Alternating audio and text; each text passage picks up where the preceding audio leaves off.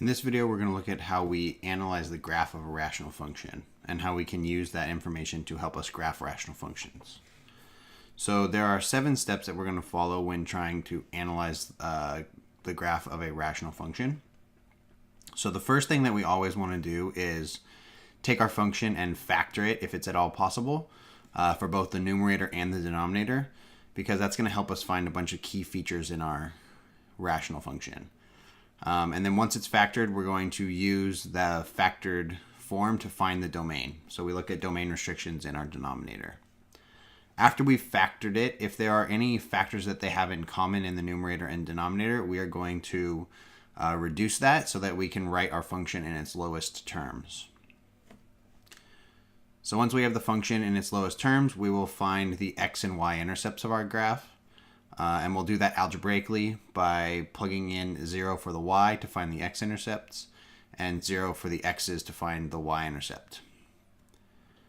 Then we'll go through and find the vertical asymptotes. So remember, vertical asymptotes happen when our where the domain restrictions are, given that the domain restriction is not a removable discontinuity.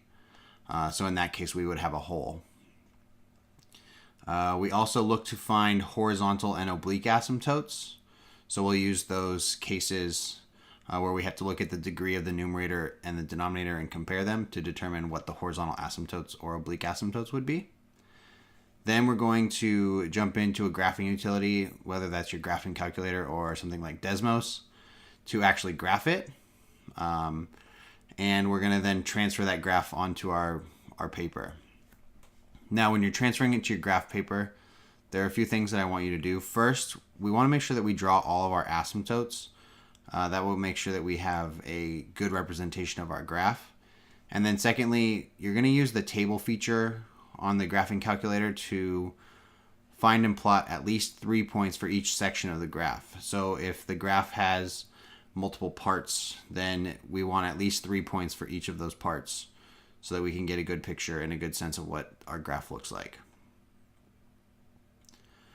So we'll actually try this on an example and see how it goes.